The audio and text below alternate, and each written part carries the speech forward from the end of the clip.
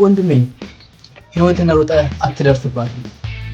ቆይ ረጋ ብልና አንድ ጊዜ አድምጠን። በየኮሌጁ ዲግሪ በመሰብሰብ ዶክትሬት ፒኤችዲ በመማር አለዛም ደግሞ ሀገርን ለቀህ በመውጣት ህይወት ይቀየራል ብለህ ብትጠብቅ ማለት ቆም በልና እንደገና አስብ።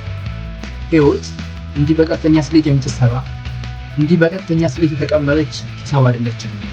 ህይወት ጥልቅ የሆነ ራስንና ተፈጥሮን መረዳት የሚጠይቅ ፍጹም በሆነ ተፈጥሯዊ ህግና ስርዓት የምትመራ ፍጹም የሆነ መርህን የምትከተል የጨዋታ ሜዳ ነች።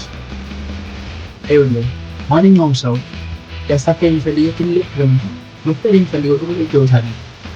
የትኛውንም ያህል ትልቅ ነገር አለ። የትኛውንም ያህል ትልቅ ነገር በእርግጠኝነት ታሳካዋለህ። ምክንያቱም ሰው ነው። ነገር ግን ማወቅ ያለብን አንድ ወሳኝ ነገር አለ።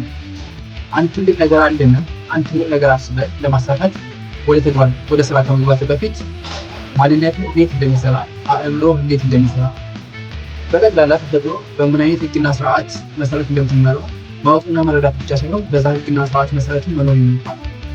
የሆነ ታሳካ የምትፈልገው ትልቅ ፊልም መፍጠር የምትፈልገው ትልቅ ህይወት ካለ እንኳን ደህና መጣህ።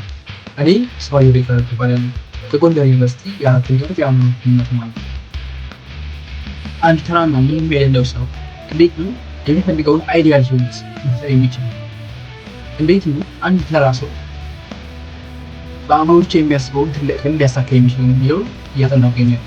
ከዚህ ጊዜ ቀጥሎ ምሉ ሰውዬው በሚለው ዩቲዩብ ቻናላችን ዲቴይል እና ኦርጋናይዝ ሊሆን ለመስጠት ዝግጅታችን እንጨርሳለን።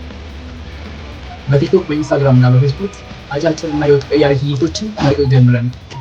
በየትኛውም የሶሻል ሚዲያ አካውንታችን ፎሎ በማድረግ ትምህርታችንን መከታተል ይችላል።